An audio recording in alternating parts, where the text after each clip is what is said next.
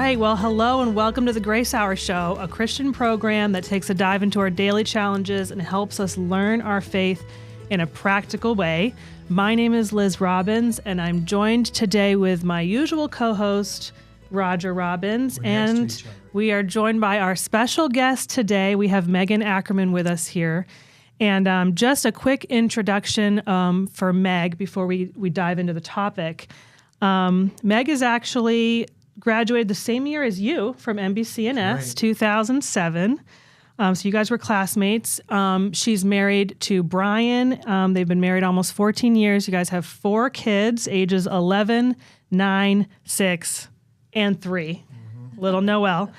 And you are graduating this May with a master's in biblical counseling, which is really exciting. She was our Greater Grace Children's Ministry Coordinator for 4 years and recently started working as a mental health biblical counselor with a group practice here in Maryland, Mid-Atlantic Mental Health. And you also offer your services here at our church and at GGCA as a volunteer. So we're really excited to have you. Thank you. Because we got a really important topic today. Raj, why don't you introduce that? Well, the whole week is very important. It's on mental health. Today we're going to focus on parents and family and specifically kids. But through the week, you have to tune in because really I think it's going to develop into a real manual to navigate for us believers here in America and abroad. And I think also speaking to our abroad audience, we came back from Budapest last week, and I sent the director and manager of the show, Sebastian, and his team, like pictures of people that have been listening from Romania and Russia and Lithuania and Czech Republic. So many families, moms and dads, young adults. Special greetings to our global audience today. So happy you're here. So for around the world, this topic this week, we're gonna by the Lord's grace and mercy spearhead it. So just to kind of bring this into focus, mental health. We when we think about it, there's two ways we could separate it, and it would be the teachings of the world and the way of the world, the culture of the world, and its worldview versus our worldview or our biblical view or the view of Christ as he sees mental health and as he sees what he has made. So thank God we have the greatest manual in all the world.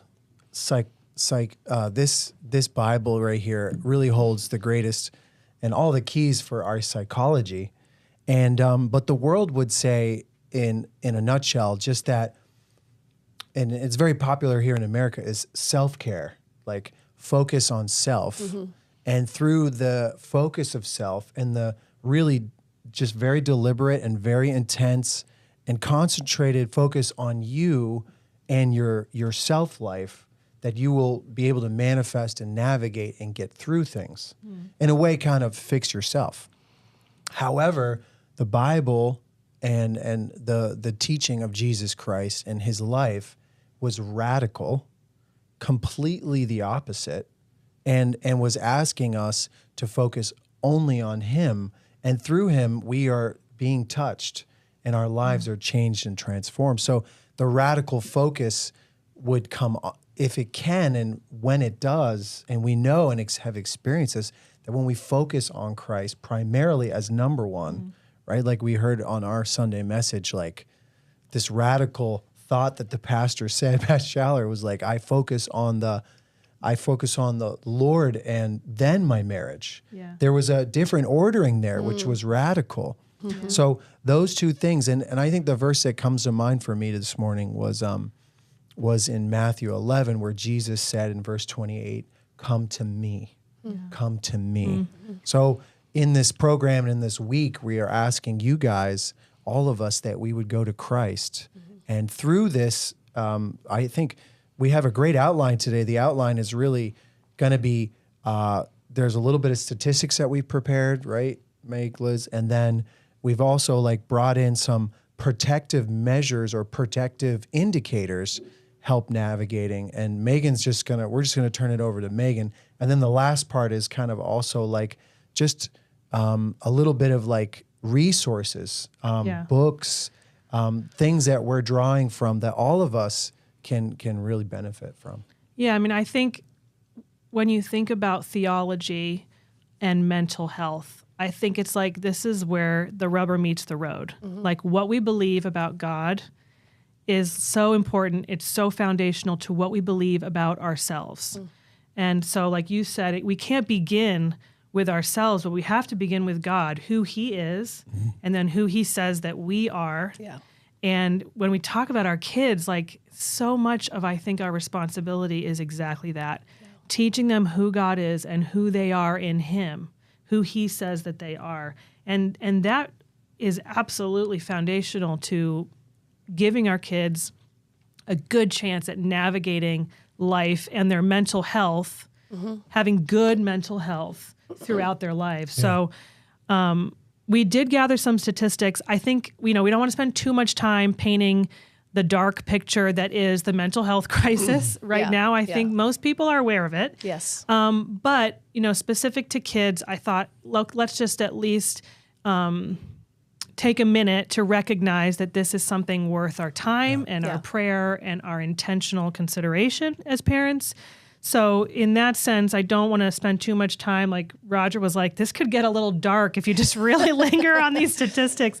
But at the same time, like we live in a dark world and these are real dangers. So just to give, I just did a little bit of digging. Meg, feel free to chime in these statistics also, because you have real life experience. You're counseling teenagers and families. So some of the most common issues, and this is the CDC listed these as the most common mental health issues that they see in kids, are anxiety, ADHD and other like behavior problems, and then depression. So those are the big ones. And underneath those categories, like within anxiety, you could also include things like OCD, PTSD coming from trauma, social anxiety. Those all fall within that. So 32% of 13 to 8-year-old kids suffer from some kind of anxiety disorder. That is high, 32%. And again, that includes a lot of different anxiety disorders. And also very sad to hear that because of the pandemic, globally, anxiety has doubled in children. And we see now like 1 in 5 children struggle with anxiety. And you can understand why the pandemic and the isolation of that and the fear and all of those things could contribute to that. I think it's interesting to think, like, why would a kid, a teenager, a young person struggle with anxiety? Why would they struggle with depression? Why would my child, why is my preteen, my teenager struggling? And some very practical things for parents to put their eyes on is one big one, believe it or not, is, and I've seen this with 2 of my people that I'm seeing right now, is overscheduled lifestyles. Oh, man. Like teenagers, they make their schedule so full. And when they're home, what are they doing? They're scrolling on the phone, talking to their friends, doing TikTok. So an overscheduled lifestyle is going to cause anxiety. So this is something for parents to see and to look for. Like, why is my child having panic attacks, anxiety? It could be as simple as like, put the brakes on. Yeah. Let's pump those say brakes. Say no to some things. Let's say no to some. Let's teach my child to say no to some things. Yeah. We need to say no to things in order to teach our kids to say no to things. That's a whole. Exactly. Yeah. There's some, there's big things but that one I thought was like, that's an easy one for a parent to kind of be like, oh yeah. Like that's, but some other things that we can see here, I'm going to read, I can read a few here, but these are things that I've personally laid eyes on. Spiritual neglect. Well, that sounds pretty intense, right? But really, spiritual neglect is just the lack of allowing your child to see things through a spiritual lens. That's very easy to do. We get in the hustle and bustle of life, right? We don't. Here in this ministry, our children go to teen ministry. They do these things, but overall, church becomes a very lower part of a lifestyle in a home. Mm-hmm. So to like be aware that God teaching your child that children should receive spiritual instruction so they will put their faith in God and remember his faithfulness and not become unruly, stubborn, or rebellious. And that's very simple to do. Like it's a lifestyle that you can choose to live. Mm-hmm. Instability in the home. Liz mentioned this here on her list. In your marriage, if you're having instability in your marriage, that's going to it's going to reflect through your children. It absolutely is going to reflect through your children. Yeah. So to just be aware of that and take the time for your marriage and yourself. Mm-hmm. Yeah, that's a really good point, because when we were first talking about this, Meg, I remember I put like, what is like preventative medicine? Yes. And it was, I think, a little bit of a naive moment for me, because you corrected me, because I'm like, how can I prevent my child from ever having any mental health problems? What are the things that we can do? Let us know. And you were like, gently, you were like, hey, so Liz, maybe not preventative, because actually what we should be doing is preparing and equipping our children for when these things come. Right. Not when, I mean, not if, but when is what you said. And I appreciated that correction because it really did shift my thinking. Mm-hmm. And when I was doing the research to look at these statistics, it again came up because they were presenting that, yes, there are risk factors. There are things that can trigger or encourage mental health problems. Things like trauma, bullying in school, divorce in your family, being exposed to some kind of violence or stressful things. All of those are what they call risk factors, meaning that the more of these risk factors you have, the more likely that you as a child and also as an adult are going to experience mental health problems. But there's also what they call protective factors. And I think that's what we want to talk about a lot today from a biblical perspective is how can we equip our children with shields and armor, like protective things that are going to, what the statistics show, actually lower the likelihood of having mental health problems come out in your child, and then also reduce the impact of the risk factors that will come. Yeah. Like we're not saying I can put my kid in a bubble and that's how I'm gonna keep them safe and prevent these things from happening. But instead it's like, let's equip them. So I think that's really what we're hoping to do today. Yeah, I mean, it's said that there's a fine balance in between those 2 points. A parent that shelters their child too much and the parent that lets their child go off and like, let's let them experience whatever. On both ends, you're going to see a peak in mental health. Believe it or not, even the sheltered child, you're going to see a peak in mental health. And on this side, it's a fine balance. It's road of understanding what your child is going through. Yeah. It's like meeting them where they're at, So to find that road in between both of those is the Lord's help. It's like 100% the Lord. Yeah. And then there's also, quickly I want to touch on, there's also the piece of parents aren't always able to predict what their child is going to choose. Yeah. Like we can do all the things. Yep. We can make all the steps that we need to do. We can do the research. But it was interesting. Someone had said to me once, like, we are the children of God. He is our Father, and He is the perfect Father. But do we do everything our perfect Father tells us to do? Yeah. No. Yeah. So there is that piece that it could be. That's a good word. That, that it could be that nature exceeds nurture.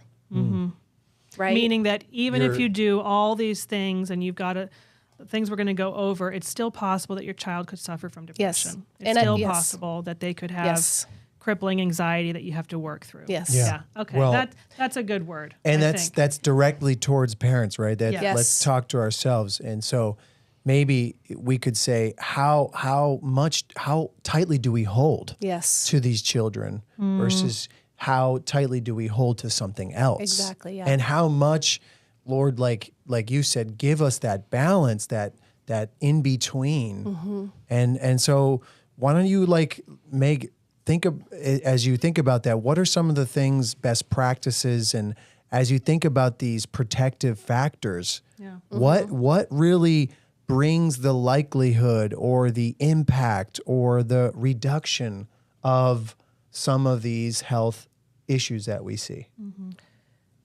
Yeah. Loaded question. Loaded question. I know. So Just throwing it right at you. We weren't just going to have you on here to just throw you easy this isn't softballs, softball. Meg.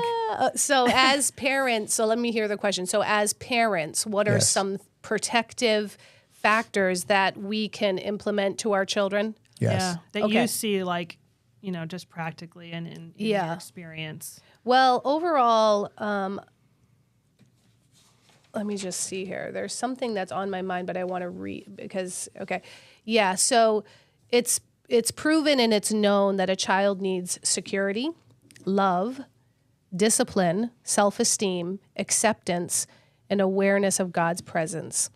Mm-hmm. Okay, so we can throw our child out into the world, a Christian school, a church service, a teen group, and we can say, oh, they'll get all that out there. Sure, they may, but what level of it are they getting? What type of acceptance are they getting? What type of self-esteem building is happening? Wow. Yeah. What type of awareness of God's presence? You know, of course, there's a level of trust. We just talked about the shelter piece. There's a level of trust, but also the Bible does instruct us in Deuteronomy 11:19 and in other places that we are to talk to our children in the home, and we are to instruct our children in the ways of the Lord. That's good. Like that's my job. That's my job, along with the other people around us, the church groups, the youth groups.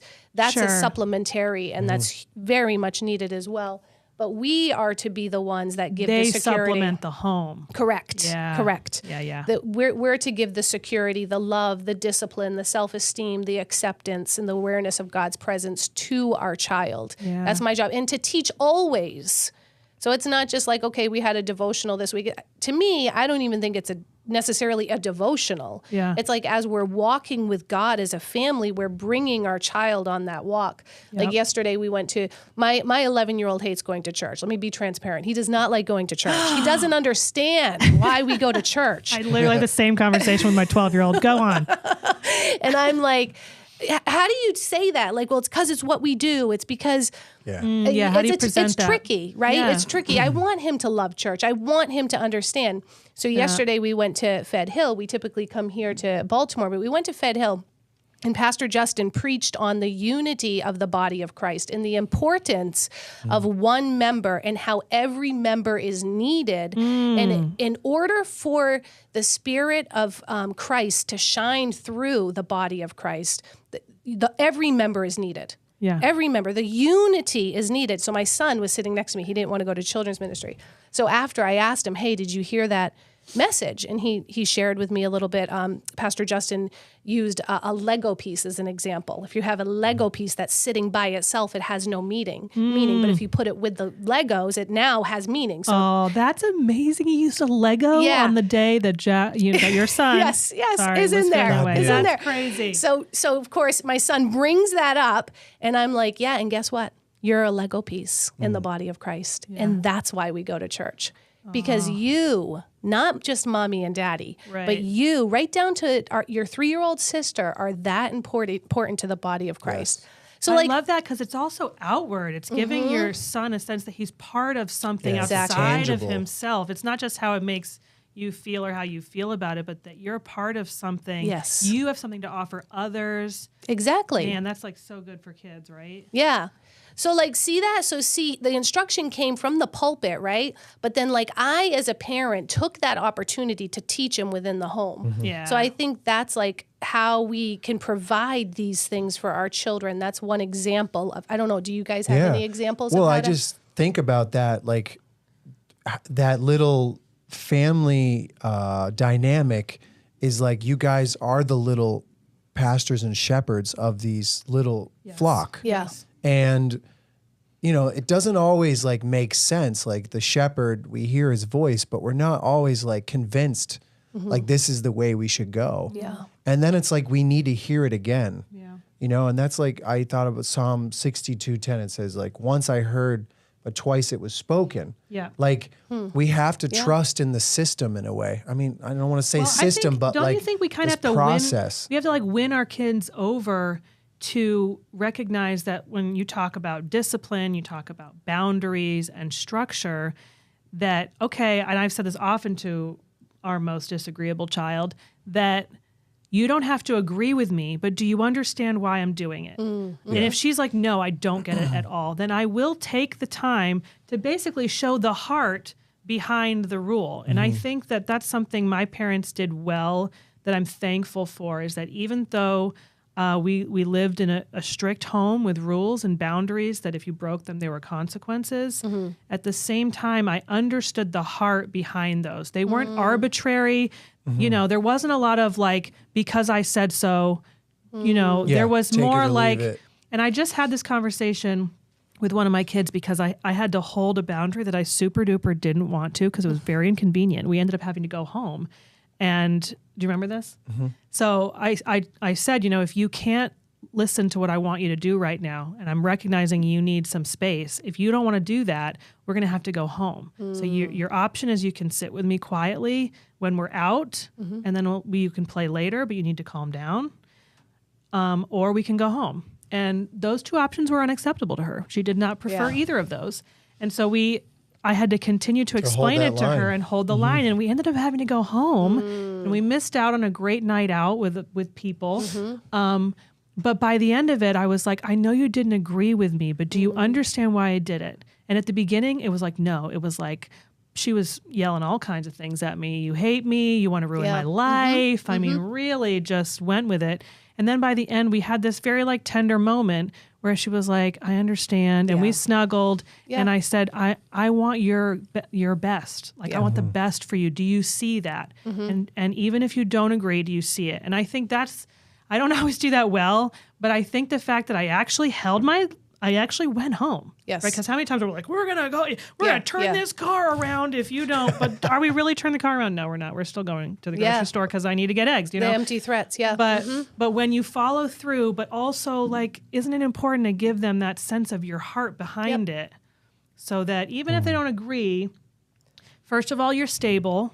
Right? Because we were talking about this, that having a stable home with boundaries, and then maybe we could talk about what you were saying about in Galatians about the truth in love, because doesn't that go really well with this? Ephesians 4. Ephesians 4, but just to touch on what you just said, like, well done, Liz. Really, thanks, Meg. Because that's like I wasn't there for it. Let's go.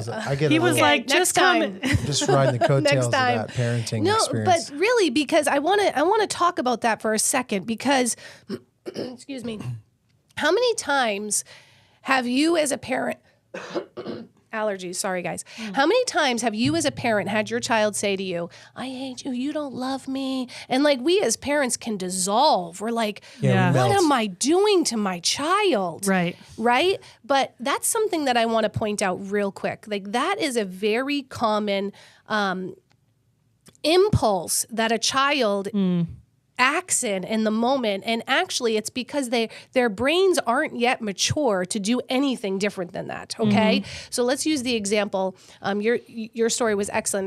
My 3-year-old wants a purple popsicle. She opens up the freezer.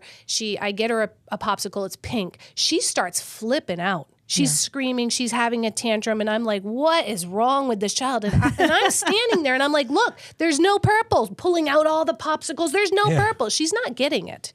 She's not getting it, and guess what? She won't get it, because she's not mature enough in her brain to say, oh, Mom, well, there's no purples then. Okay, well, pink it is. Easy enough. Right? It's not there. So that's the same. They grow, and so your older child is older than 3, so she has more ability. If you said to your older child, you're 12, 11, whatever age she is, no, there's no purple, should be okay, right? Maybe. Hopefully. Maybe. Depending. But I say that to say, what you did, Liz, like, you set the boundary. You didn't get fearful, if you may, at the fact that your child was shooting outbursts of emotions at you. She was shooting like painful feelings and impulses out at you, which is actually all she could do in that moment. Right. But you said, no, this is what we're doing. We're going to go home. And then I don't know, maybe you took your time, maybe she took her time, but then you brought her after she calmed down to a place of logic. Mm-hmm. Now that's a big piece. Yeah. When your child is having an outburst or an impulse or a tantrum or whatever you want to call it, when that child is in that, let it be. Yeah. Let it be. Why didn't I learn that earlier though? Right? Somebody hear that early. Let it be. Let it be. Just let it be. Like take them away. The consequence stands. Don't give them their way. Like you did what you did. But then like, what if you don't just have to meet their volume or their level of emotion? No, don't meet them, but just let it be. Yeah. And then tell them to scream in a pillow, give them a hug, nurture them however you can in that moment. Do not punish them in that moment. The consequence was good, you stood with it. But then after the fact, like adding logic to what happened, right? The logic. And so then what are we doing when we're doing that? We're adding from the emotional sphere of the brain to the cognitive sphere, the logical sphere. There's not a bridge yet made from one to the other in a child. Yeah. Like there's scientific research done on this, okay, if you want to look it up. Yeah. But now you're helping build that in a healthy way. Wow, what an honor. What a privilege. An honor, right. And then you can it doesn't feel like it. an honor in the moment. It doesn't. It does not. doesn't. But it is. But it is. It is. It's an opportunity. Yeah. And that can roll into what you just asked, Liz. Yeah. So in Ephesians 4:14, that we henceforth be no more children tossed to and fro and carried about with every wind of doctrine by the sleight of men and cunning craftiness whereby they lie in wait to deceive. So that's what our children are experiencing. Our children are not cognitively able to take on what the world is putting at them. They aren't. Embrace it.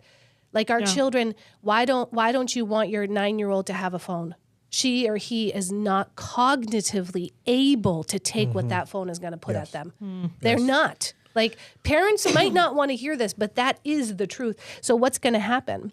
They're going to get carried about with every wind of doctrine. They're going to be pulled back and forth. Mom's telling me this at home, but my friend's telling me this on the phone. Yeah. Who do I trust? Who do I trust? What do I do? And now they're just this ball of emotion that's floating back and forth. And they're easily deceived, right? At this point, they're easily deceived. Yeah, it's like a gullible nature. Yeah. And don't you think like there's two parts to this? It's one that I'm recognizing that they don't have those bridges yet, right? And then there's the other part is that like we were just saying a minute ago that I can build the bridge. Yes. So like recognizing it's its own thing. Like, don't you get it? Like how many times we're like, I've said it 100 times. I mean, do I say it in another language now? Like, where do I go with this? Okay, that's the big news flash, so to speak. Like they don't. Okay, just accept that, and then also let's turn the corner here, and let as the shepherds and little leaders of this flock, I can initiate and build little bridges. Exactly. So you're teaching. You're doing what Deuteronomy is telling you to do. Right. You're teaching your children. Yeah. Right. And this is all preventative to mental health. Yes. Yeah. Right. Yes. This is all. And then in verse 15 it says, "But speaking the truth in love." Yeah.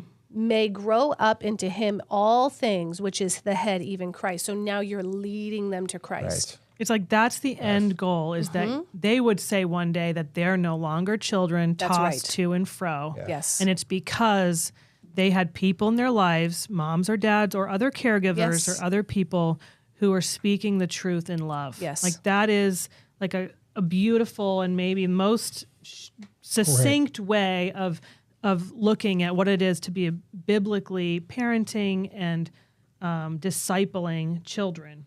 Right, because I think that's the word. The goal is they go out into the world, Right. and they're able to navigate life. Yep. Because I think the fact is that, and when you had said this when we were talking and prepping, that anxiety, depression, lacking self-control, having addictions. These are things that we're going to be faced with, and our kids will be faced with these things. And we don't want to just avoid those things. That's we right. don't want to just isolate our children, but we want to prepare them to be able to navigate through those things. because I was just talking about one of my other kids who has a little bit more of a struggle with worry, that the current worry is about something, feeling safe in our home. And I was saying to Raj, I'm like, yeah, we could like get 3 more bolts on our door. We could have, massive security cameras. We could get a terrifying dog. Yes. We could have all of these things so that I could quell her fears with those things. But that won't equip her for the next thing she's going to worry about, which could be, succeeding or failing at school or, like whatever the thing might be that has nothing to do with the security in our home. Right. So it's really so much about their hearts and not the external things. Yes, we want a safe home. Of course. But it can't be that we're just throwing, Band-Aids on things when really we could be giving them like tools so that they can fight. Yeah. Right. I think tools is the word, right? Like, yeah. And like, I want to say weapons because I feel like it's a fight. It is a fight. Right? It is a fight. Like the world, like this is the first time that parents have raised kids in where we're at, right? Yes. Like a digital age. Yeah. Like my kid can like be with a friend and see something on a phone and I'll never know about it. Yeah. Right? Yeah. And then that can instigate worry, that can cause worry, there's so many different things out there. So you're right. And like it's hidden. Get the sword. It's hidden, so that's why it calls for an aggressive nature, a more like very exact, pinpoint, almost aggressive. And because it's hidden, that's where shame comes in, right? Yeah, let's talk a little bit about that. That was a great... Yeah. We wanted to make, there's like a whole section that we want to talk about that's really just thinking about emotions versus like thoughts and the mind. Yeah. Right?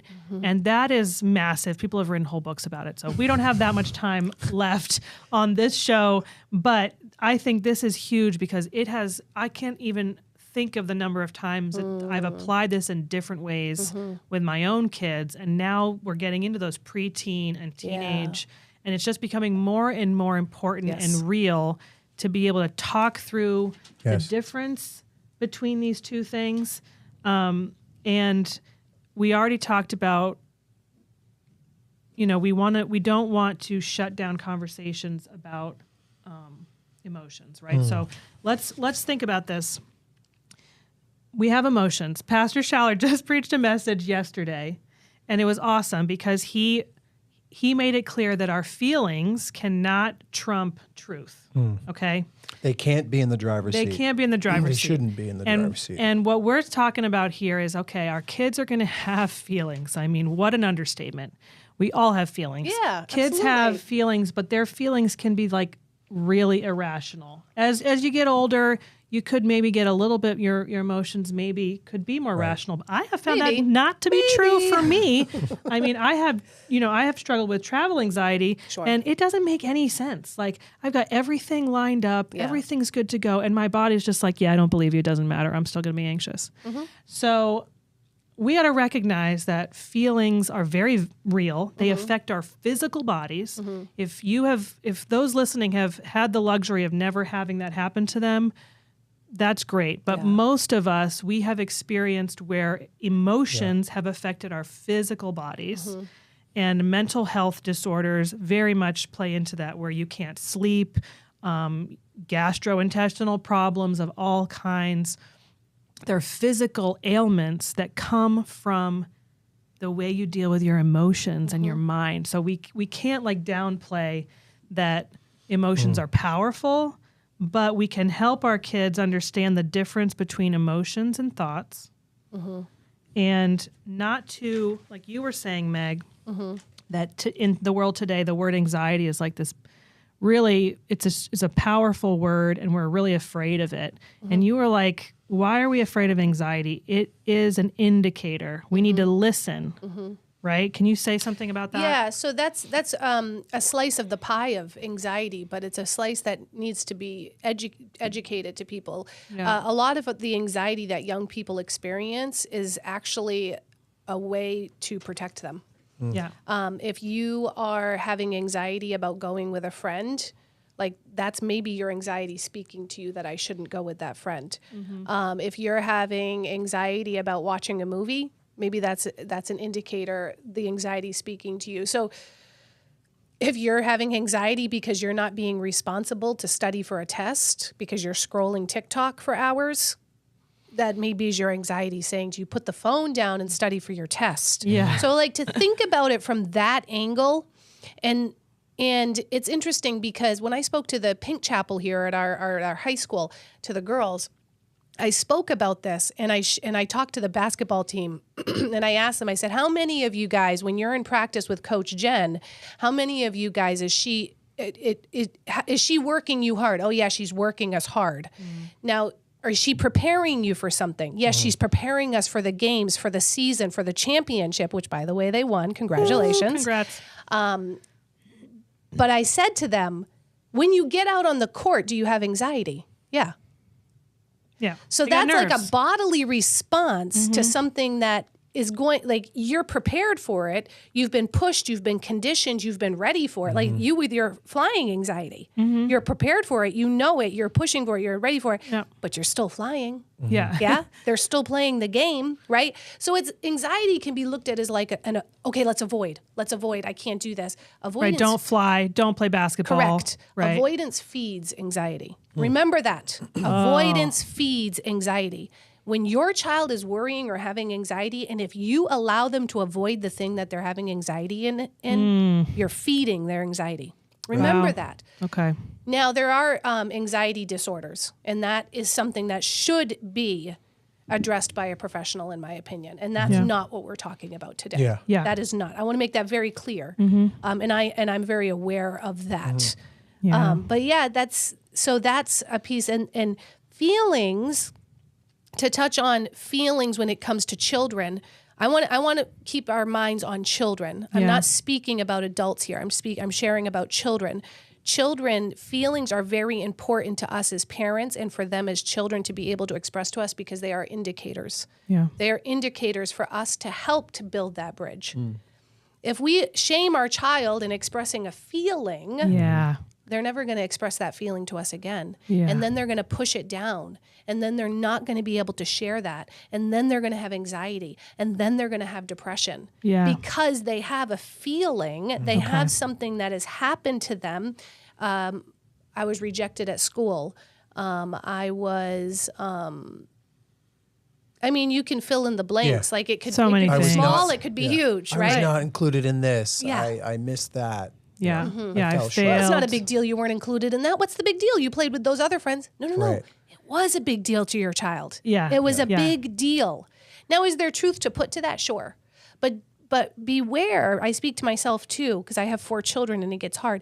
Beware that when your child is expressing something, that you take the time to stop and listen and validate, and then you can help them apply the truth. If you don't take that time to stop and listen and validate, guess what? Your relationship is being severed. Okay. And that's not a place that you want to be. I feel like that is a really, really like simple shift that we can do, because what I'm hearing you say is my kid comes to me and he says, I'm afraid of the dark. Yeah. Okay. And I could be like, that's ridiculous. Yes. There's nothing to be afraid of. Get a such grip. thing as monsters. Go to bed. Get back in bed, right? And we've done it. Totally done it. Yes. That's 100%. on me. But in what you're saying is I don't have to be like, yes, you should be afraid of the dark. I'm going to sit here and kind of wallow, because I think that's what people think when they say validate emotions. They're like, no, but that's not what we're saying. It's swinging to the pendulum here. Like we got to find the balance. Correct. Yeah. But it's like, you can be like, I can understand why you'd be afraid of the dark.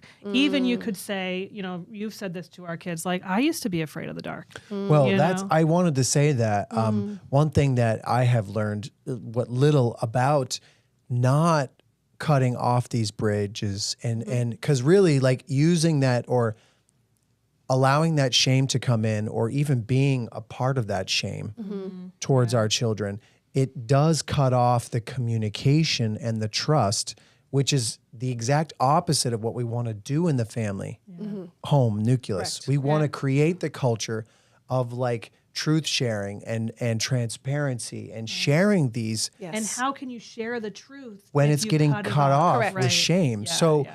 you can still share it, but the kid will be like, right, yeah, right. Exactly. It might go completely over his head. Well, but there's certain times when I feel like, at least in our home, we had times where they saw that dad was really stressed, and they acknowledged what was causing the stress. They could see it. And I think like that's a beautiful thing, not something that we should cover up and hide as moms and dads.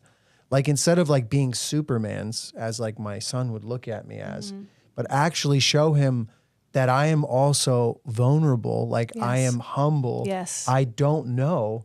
And so in my case, it was just like, I just told him point blank, like, I don't know what to do. Yeah. I remember And that. I That was remember amazing. saying like, we're going to have to pray together. That is amazing. Yeah. And it was such a monumental shift in our structure of how we do things that dad would say, I'm going to seek the Lord. Yes. He's the real one who's going to be answering these problems. He's actually the one that's in the boat with us. Yeah.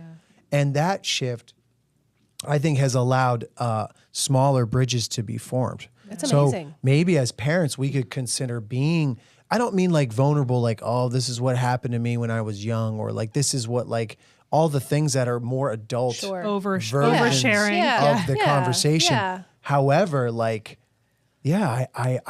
I don't know. I just don't know. So can you pray with me? Yeah. You know, can you consider this with me? And I think that really is a powerful statement when it comes to the family culture. Yeah. And then they're the next one up. Hey, Dad, similar thing happened to me. So we have a few resources here that go along with some of these things. Really, when it comes down to it, I just think the more we can convince our kids that they have the ability to think with God, Yeah. right? Like, yes, you have your emotions. I want to hear them. I recognize them, but I can also walk alongside you and what you said, give them truth. Yeah. And I think Yes. that That's always is the key. Yeah. that is the coolest thing I've seen with my kids is that we can experience emotions. They can be very strong. We can recognize them and say, I get why you feel that way. Wow, like there it is. Like you're afraid or you're angry or you're anxious, you're worried, whatever it might be. But then we also get the opportunity, because we don't shame them, because we are hearing them, to offer truth. And I think that shift from the emotions, like you said, Raj, aren't in the driver's seat. They're there, high emotion. Yes, you exist. You're in the car, but you're not driving this vehicle. That's right. You know? And when I was talking to you about this, that, you know, emotions are not very smart, so they don't make good leaders. That's what we say. I say that to my kids often. They can mislead you.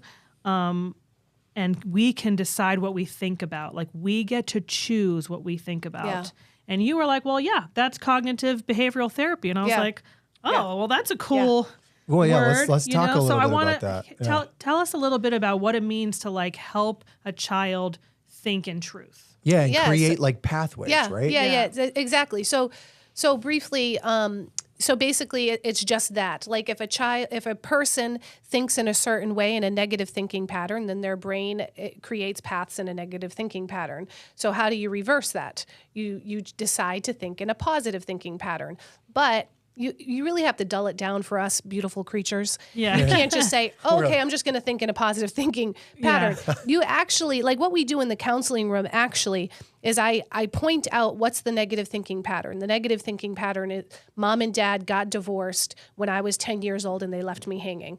That's truth, right? It's truth, but what's that doing for her brain pattern, right? Okay, so now let's put a truth and a positive reflection, and then I have them tell me like a positive reflection, and we try to do it Bible-based because I'm a biblical counselor. Yeah. So it's like God works all things together for good, but I like them to decide it. And then they write it down. So then every time that thought comes in, they recite it out loud. So now you're changing that pattern of thinking. Like you're changing your brain patterns of thinking. And we want to encourage it to be based on the Bible. And I think Liz wrote Philippians 4. Yeah.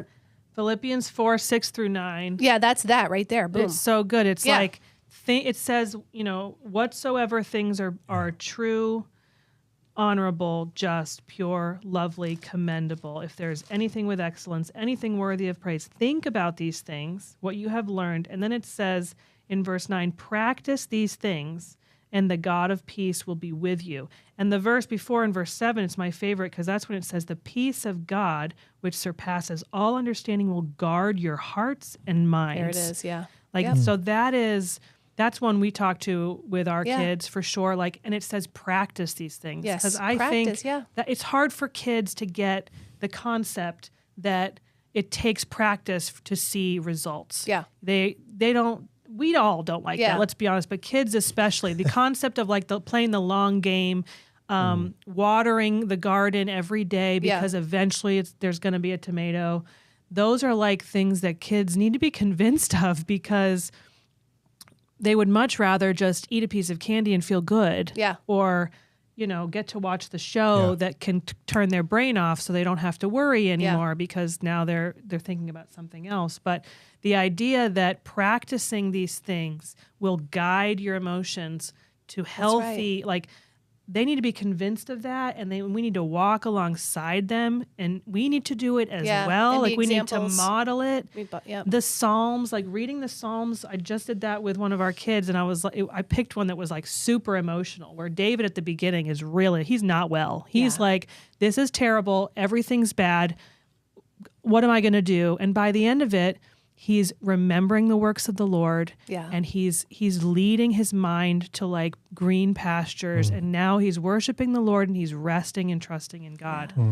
And that is what we hope to equip our children to do in whatever situation when we're not there. Like that is the hope, right? That eventually they're going to be able to do this themselves. So we're pretty much out of time. Yeah. Why don't we give Megan the last word here? Yeah, What would you like to say to parents and kids? Yeah, so I would like to say that what we covered today is very good for preventative. What we've covered today, we're coming in from the top and we're giving tools. But I would like to say if your child is struggling with anxiety, behavioral issues, anything like this, seek help. There are counselors and excellent counselors, and I'm not plugging myself, but there are excellent counselors out there, and a child might just need to sit with somebody in order to unload some things. And it's very important to take your child's mental health seriously. If it's not working what we've discussed, and if you're listening and you're coming up short and you're like, I don't know, guys, like it sounds like all fluffy, but this is not where we're at in our home,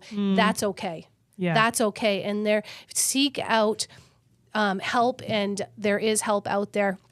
And additionally, there are different mental health disorders such as ADHD and ADD, and those are real things. Like, don't let anyone ever tell you, oh, ADD is not a thing. It's a real thing. Yeah. And it really needs like some structure to it, and it really needs some counseling to that. That's my very unsolicited opinion. And it is solicited. Yeah. I mean, that's why we had you on here, because we know that there's going to be all different types of people listening. So I think it's important that we say that. Yes. And I think before we wrap up, let's just give a couple of these resources. Oh, yes, please. Because I think people like to hear them. The first one is Pastor Schaller, our pastor here in Baltimore, wrote a book. This is not the textbook version, but he teaches a class, Biblical Psychology. It was my favorite class. It's also online if you want to watch the classes. Yep. But he wrote a book. It's As the Soul Prospers. And it's a Christian view of human psychology. He talks about neural pathways and synaptic pruning, where you can redirect pathways. It's excellent, and I love that. This is just one example, but I listened to a podcast called Raising Boys and Girls, and it's by Sissy Goff, this author, as well as David Thomas, and they address both boys and girls. This is a workbook that I do with one of my daughters. It's a girl's guide to overcoming worry and anxiety. It's biblical. Awesome. It's written for children. I love it. And then do you want to just show those real quick? Yeah, my well-used, this is the Whole Brain Child. This is a very, very great book goes in deeper at what we talked about today. This shares about how the child's thinking is not developed enough to be in the logical brain. They call it the logic brain. This is a very scientific book on the brain of the child and how to address it accordingly. This book has taught me so much with my 4 children who all differ so greatly. This is Treading Boldly. Excellent book. We didn't get into pornography today, but pornography is a very real real thing, and it is running rampant in our society. And that is another thing that you can say to yourself. If you have a child and you're sitting there thinking they I'm not going to say they are not going to look at pornography someday, you need to wake up. Yeah. Because it's not a matter of if, it's a matter of when they're going to see pornography. And this book is an excellent book talking to parents and how to walk your child through when they see pornography. Yes. Excellent. Yeah. There's so many more resources. We're out of time. Yeah. This was awesome. Thank you so much for joining us today. Yeah, thank you, Megan. Yeah, Thank you, Meg, having for me. being with us. And listeners, don't forget to subscribe to wherever you listen on YouTube, Apple Podcasts, Google, Spotify. And don't forget to tune in tomorrow and all this week as we continue on this topic of mental health. Thanks for being here.